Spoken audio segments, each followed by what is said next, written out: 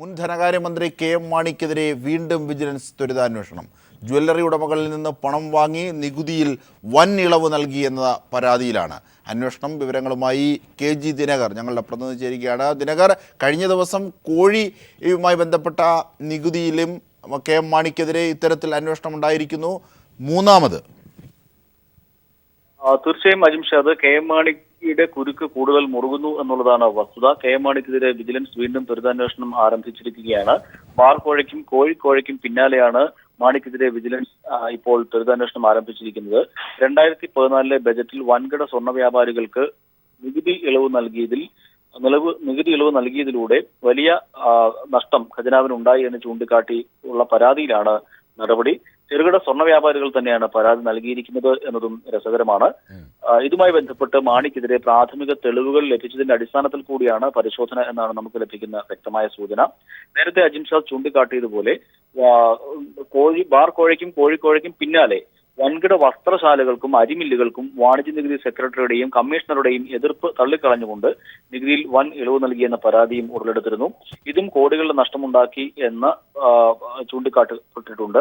ഈ പശ്ചാത്തലത്തിൽ ഇതുമായി ബന്ധപ്പെട്ടുകൊണ്ടുള്ള ത്വരിതാന്വേഷണം ഇപ്പോൾ നടന്നു വരികയാണ്. ഇതിന് പുറമെയാണ് ഇപ്പോൾ സ്വർണ്ണ വ്യാപാരികൾക്ക് നികുതി ഇനത്തിൽ വൻ ഇളവ് നൽകി ഖജനാവിന് കോടികളുടെ നഷ്ടമുണ്ടാക്കി, അത് കെ.എം. മാണിക്ക് വലിയ നേട്ടവും ഉണ്ടാക്കിയിട്ടുണ്ട് എന്ന പരാതിയുടെ അടിസ്ഥാനത്തിലാണ് ഇപ്പോൾ അന്വേഷണം നടക്കുന്നത്.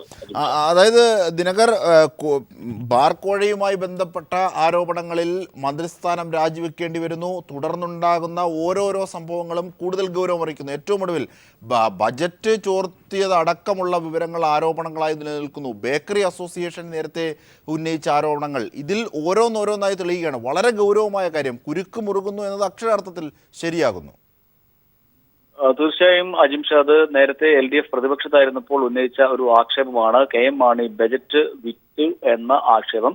അത് അക്ഷരാർത്ഥത്തിൽ ശരിയാകുന്ന തലത്തിലേക്കാണ് കാര്യങ്ങൾ ഇപ്പോൾ നീങ്ങുന്നത്. പ്രത്യേകിച്ച് വിജിലൻസ് ഇതുമായി ബന്ധപ്പെട്ടുകൊണ്ട് ഇത്തരത്തിൽ അന്വേഷണവുമായി മുന്നോട്ട് പോവുകയാണ്. അതേസമയം കെ.എം. മാണി വിജിലൻസ് ഡയറക്ടർക്കെതിരെ ആക്ഷേപവുമായി രംഗത്ത് എത്തിയിട്ടുമുണ്ട്.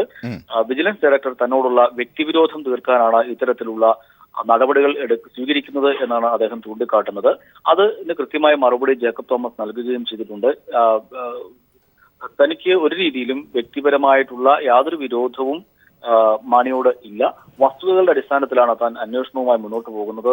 തന്റെ ഉത്തരവാദിത്തമാണ് ഇത് എന്നും അദ്ദേഹം ചൂണ്ടിക്കാട്ടുകയുണ്ടായി. അജിംഷാദ്.